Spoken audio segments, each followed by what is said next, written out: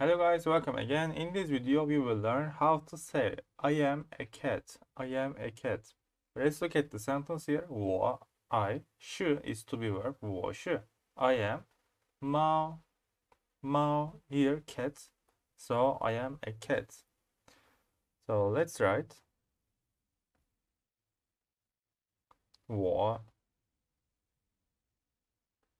是 oops